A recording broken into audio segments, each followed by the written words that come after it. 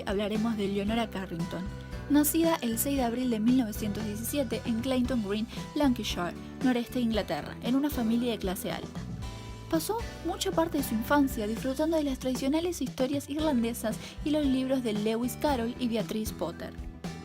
Su padre, Harold Wilde Carrington, siempre estuvo en desacuerdo con que Leonora hiciera una carrera de artes, pero con el apoyo de su madre, Maureen Carrington, logró ser enviada a estudiar en un internado en Florencia, Italia. En 1936 regresó a Reino Unido y se estableció en Londres.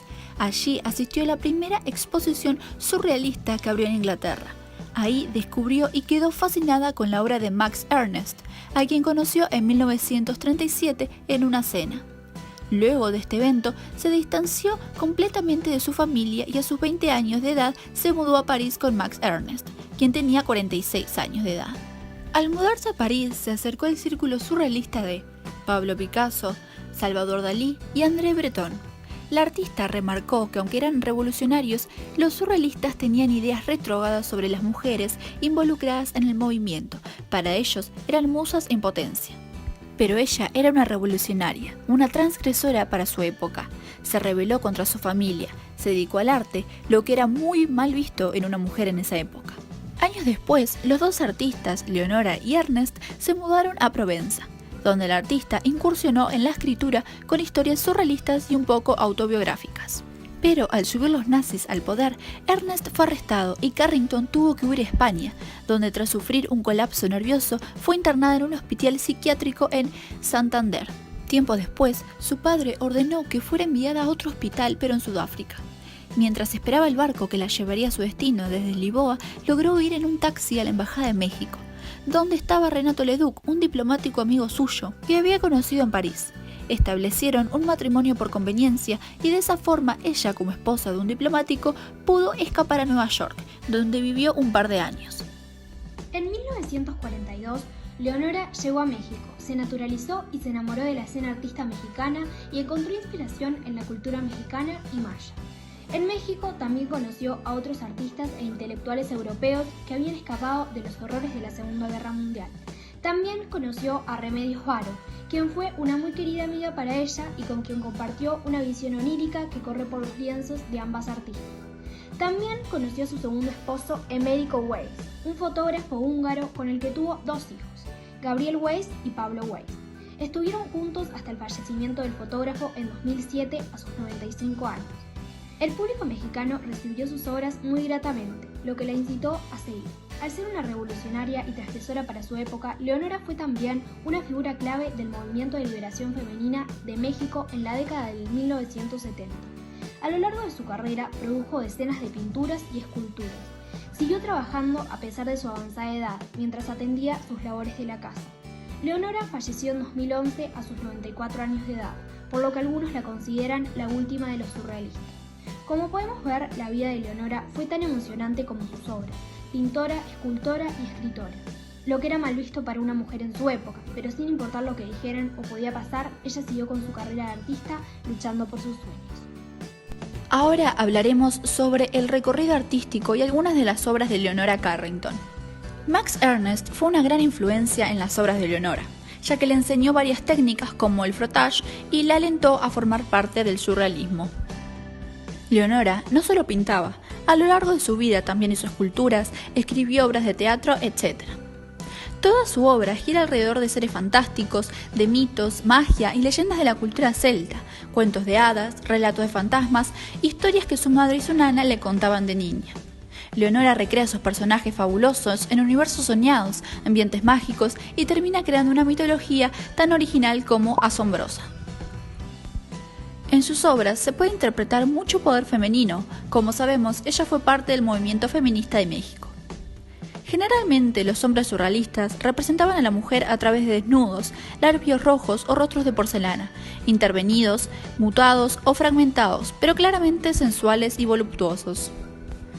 Por su parte, las hechiceras surrealistas como Varo y Carrington representaban la feminidad como experiencia más que como arquetipo, despojándola de mitos o identidades preconcebidas. Su pintura se caracteriza por la precisión y la minuciosidad casi científica de sus contenidos. Ella misma manifiesta su afinidad con el surrealismo como un estado del espíritu, algo inexplicable que simplemente es. Lo único que sé es que es algo que se siente y no sé cómo expresarlo. No puedo definir mi trabajo visual, solo lo expongo y ya. En muchas de sus obras podemos ver cómo el personaje principal es femenino y las coloca como seres de mucho poder. En su obra de 1947, La giganta o la guardiana del huevo, la figura central se apodera del espacio, rodeada de aves oscuras y monumentales que casi la igualan en tamaño y que parecen surgir de su ropaje. Detrás de ella, el mar se funde con el cielo en una mezcolanza de turquesas y marrones, que dejan ver la riqueza biológica marina, clara alusión a su infancia rodeada de animales. Sobre sus hombros cae un manto claro, vestida de anaranjado, color de la vitalidad y coraje, con estampados que reflejan fertilidad o evolución, sostiene en sus manos, peculiarmente pequeñas, un huevo plateado, que frente a la inmensidad de su protagonista se percibe frágil. La figura del huevo sería un elemento recurrente en su ficción pictórica, un símbolo crucial de sus aspiraciones maternas y protectoras. A sus pies, las miniaturas que la rodean la miran con una rareza fenomenal, ajena a su existencia, incapaz de encajar en su entorno. Tal cual la giganta de ultramar, Leonora fue incapaz de conectar con sus raíces, aristocráticas y suntuosas. Terminaría fugándose a París. Uno de sus cuadros más famosos es su autorretrato en el albergue del Caballo del Alba, una obra en la que Leonora se representa acompañada por sus dos alter ego, el caballo que simboliza su libertad de espíritu y la hiena que tiene que ver con su yo sexual. Miguel Fernández Félix, director del Museo del Palacio de Bellas Artes, donde ella estudió, reaccionó a alguna de sus obras y dijo: Leonora refleja lo que estamos viviendo ahora. Por ejemplo, en el aspecto ecológico que fue central en lo que ella pintaba, en lo que ella escribía. A continuación hablaremos del contexto histórico de la artista Leonora Carrington. Leonora nace en 1917 en Inglaterra, momento en el que atravesaba la batalla de Arras, una ofensiva británica durante la Primera Guerra Mundial. En este lugar es donde ella pasa toda su infancia y adolescencia, siempre sintiendo que no pertenecía a ese lugar. Su inquietud no le permitía encajar. Sentía que su destino estaba en otra parte y aunque no le sería fácil lograrlo, ella iba a luchar por ello.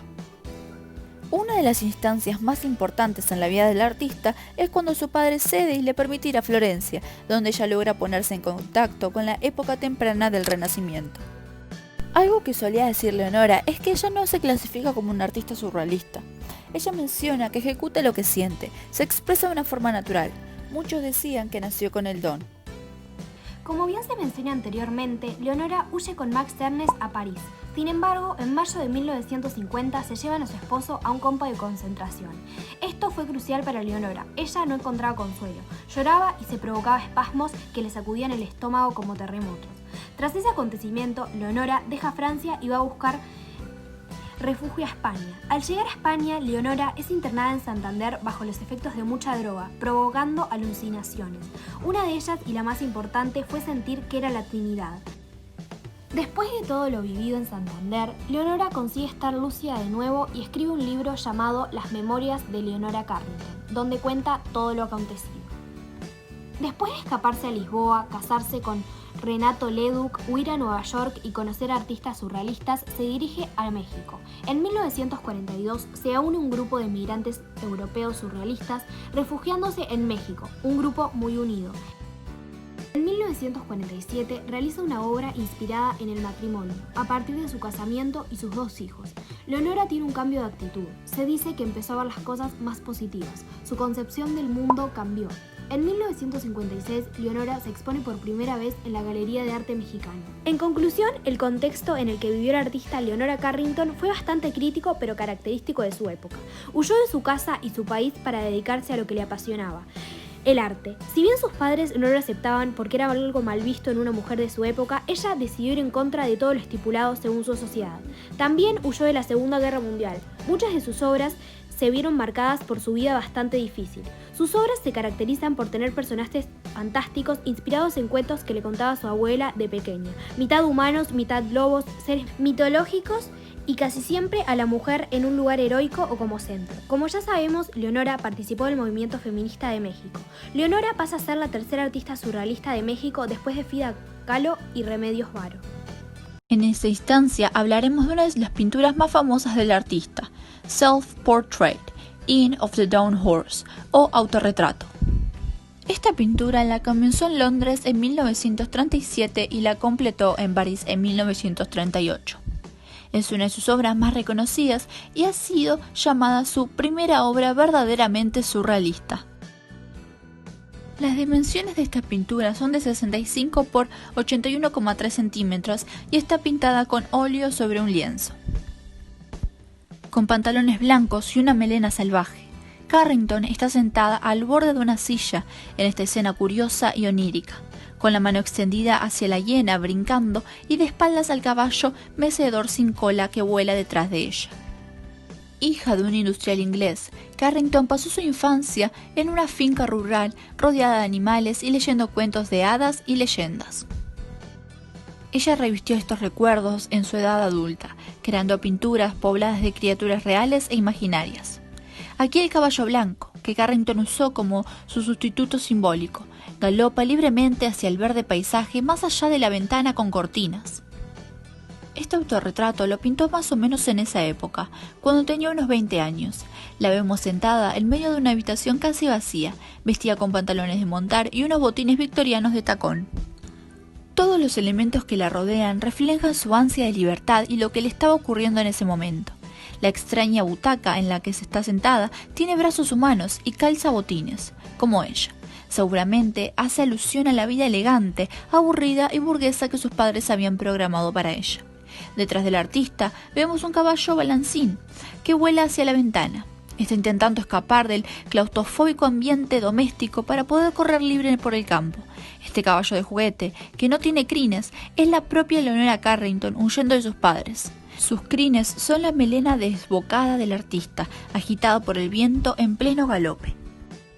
Los caballos en el trabajo de Carrington aparecieron con frecuencia ya en 1929. Representaban un aspecto de su ser animal como símbolos de libertad. El caballo mecedor blanco que flota sobre Carrington es probablemente una referencia a Penélope, una obra de teatro que Carrington escribió sobre una joven que está enamorada de su caballo mecedor tártaro. La hiena. La inclusión de la hiena puede surgir una intrusión de lo salvaje en un aspecto doméstico, con lo que Carrington finalmente se está alineando. Como lo señala su gesto hacia la hiena hembra y sus miradas reflejadas hacia el espectador, Carrington a menudo se identificaba con la hiena, de la misma manera que ella se identificó con los caballos, y dijo en una entrevista de 1999, «Soy como una hiena, me meto en los botes de basura, tengo una curiosidad insaciable». Al comienzo de la Segunda Guerra Mundial, Carrington dejó la pintura con el artista alemán Max Ernst, quien la llevó a Nueva York en 1941. Se la dio al comerciante de arte Pierre Matisse, el hijo menor del pintor francés Henri Matisse.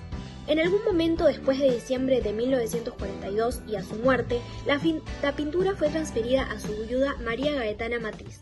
En 2002, el autorretrato fue regalado al Museo Metropolitano de Arte por la Fundación Pierre y María Gaetana Matisse.